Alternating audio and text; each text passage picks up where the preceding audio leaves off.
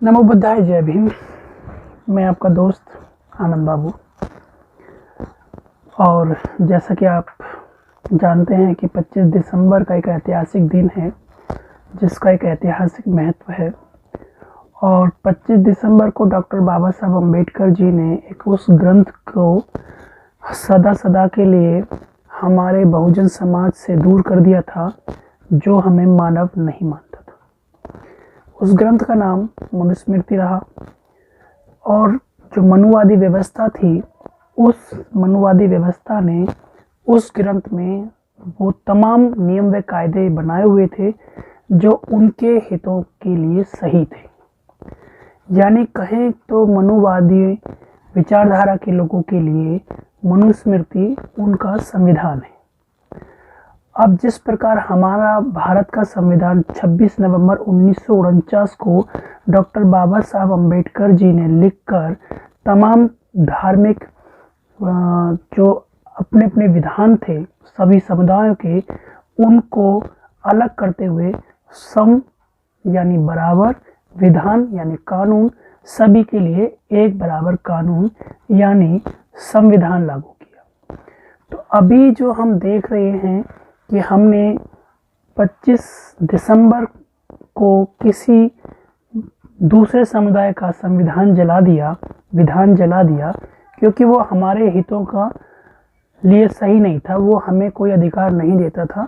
इस वजह से हमने वो बाबा साहब डॉक्टर भीमराव अंबेडकर जी ने बड़ी सूझबूझ के साथ उसका तिरस्कार किया और हमें उस ग्रंथ से जो अपमान मिलता था उससे मुक्त किया।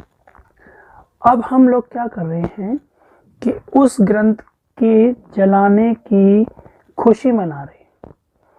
हम महोत्सव मना रहे हैं 25 दिसंबर को। तो कहीं ना कहीं ये एक चिंता की बात है कि एक समुदाय का संविधान अगर हम जलाते हैं और दूसरा समुदाय उसकी खुशी मनाता है तो आपसी टकराव लाजमी है। इसी प्रकार अगर समझ लीजिए कि जिस प्रकार दिल्ली के जंतर मंतर पर मनुवादी शक्तियों ने भारतीय संविधान को जलाया था, तो हमारे दिल पर बहुत गहरी चोट पहुंची थी और हमने वहां पर कानूनी कार्रवाई भी की थी। तो कुल मिलाकर हमको लकीर मिटाने पे जो मेहनत कर रहे हैं ये नहीं करनी चाहिए। ये मेरा अपना निजी मत है। हमें खुद एक लकीर बड़ी बननी चाहिए, जैसा कि ज्योतिबा फूले जी ने किया, डॉक्टर बाबा साहब भीमराव अंबेडकर जी ने किया, तथागत गौतम बुद्ध जी ने किया और मान्यवर काशीराम जी ने किया।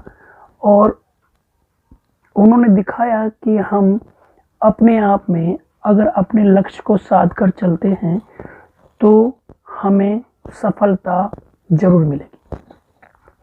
25 दिसंबर का दिन हम महोत्सव मनाते हैं, मगर उसकी क्या वजह है, कोई अगर ये बताना चाहे तो ज़रूर बताए कि हम इसमें खुश क्यों हैं, ये महोत्सव का नाम क्यों है। और उसका जो नाम है बौद्ध महोत्सव, तो क्या 25 दिसंबर का ऐतिहासिक दिन कोई इतिहास में दर्ज है जिसमें 25 दिसंबर को तथागत गौतम बुद्ध के जीवन से कोई विशेष घटना घटी हो?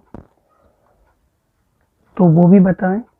हाँ, हो सकता है कि सबके अपने अपने विचार हैं, अपनी अपनी मान्यताएं हैं, लेकिन अगर हमको वाकई में कोई महोत्सव मनाना है तो 26 नवंबर को मनाना चाहिए।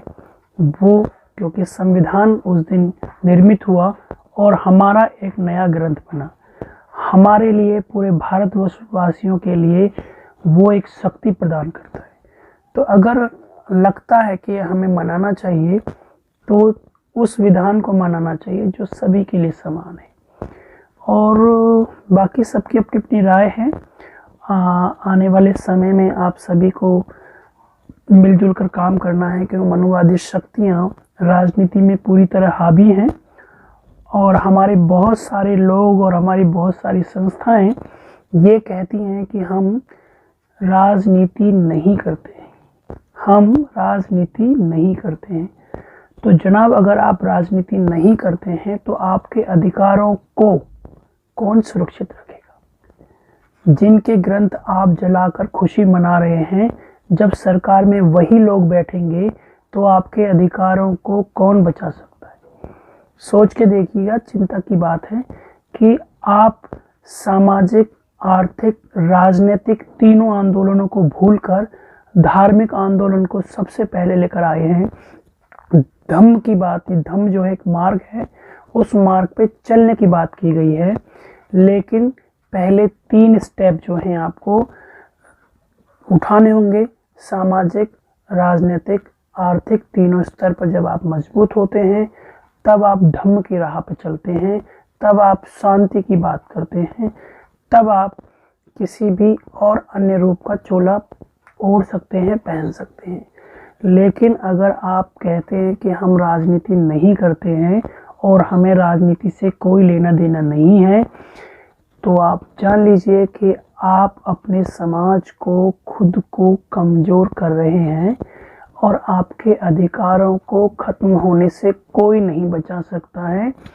आप कितने भी पोस्टरबाजी कर लीजिए कि संविधान ख़त्म नहीं होने देंगे, वो आपसे बिना पूछे करते जा रहे हैं और कर देंगे, क्योंकि आपके जागरूक लोग सदन में पहुंचते ही नहीं हैं, और जब जागरूक लोग नहीं पहुंचते हैं तो विचारधारा खत्म हो जाती है। ये विचारधारा की लड़ाई है। जो हम वाद हैं, एक वाद यानी विचारधारा, वाद और विवाद, तो इसी तरह अम्बेडकरवाद, मनुवाद, मार्क्सवाद, जातिवाद, ये जितने भी वाद हैं, ये एक तरह की विचारधारा है, और हर विचारधारा एक दूसरे की विचारधारा पर हावी होती है, काउंटर रिप्लाई करती है, काउंटर काउंटर करती है, और यहाँ पर जो भी विचारधारा कमज़ोर होती है वो पेशवाओं की तरह से मजबूर हो जाएगी गले में हांडी और झाड़ू लटकाने के लिए। आज श्रम कानूनों में बेहद बदलाव कर दिया गया है। आपके पास रोजी रोजगार के अधिकार छीन लिए गए हैं। संविधान में दी गई तमाम शक्तियां छीन कर दी गई हैं। निजीकरण में चॉइस की नौकरी रह गई है। वो ऑनर तय करेगा कि आपको कौन सी नौकरी देनी है। तो इन्हीं सब शब्दों के साथ ज़्यादा समय नहीं लेंगे आपका। विचार कीजिए कि अगर आप राजनीति नहीं करते हैं, अभिव्यक्ति की आज़ादी का इस्तेमाल नहीं करते हैं, सोशल टूल का इस्तेमाल नहीं करते हैं, अपने विचारों को लोगों तक नहीं पहुंचाते हैं, तो आप समझ लीजिए कि डॉक्टर बाबा साहब अम्बेडकर जी ने आप ही को मद्देनजर रखते हुए आगरा में कहा था कि शिक्षित समाज अगर चाहता तो समाज को दिशा दे सकता था। समाज की दिशा और दशा के लिए शिक्षित समाज ही जिम्मेवार है, क्योंकि वो अपने सुख, वैभव, विलासता में मगन है और उसको समाज से, पे बैक टू सोसाइटी से कोई लेना देना नहीं है। बात थोड़ी सी अचंभित करेगी, कड़वी लगेगी, मगर मंथन करेंगे तो खुद को कर बुलंद इतना कि कायनात खुद तुझसे पूछे, बता तेरी रज़ा क्या है। तो बाबा साहब ने जो हमें अधिकार दिए हैं उनको बचा लीजिए, उनके लिए फाइट कीजिए, और महोत्सव मनाना है तो अपने फेस्टिवल्स का मनाइए, किसी के जलाने के लिए मत मनाइए, क्योंकि बदले में जब वो ऐसा करेंगे तो हमको बहुत बुरा लगेगा। इन्हीं सब शब्दों के साथ आपको हार्दिक शुभेच्छा। आपका हर दिन शुभ हो और आप दिन ब दिन मजबूत रहें, और आप ऐसा काम जरूर करें कि दुनिया आपको याद करे। नमो बुद्धाय।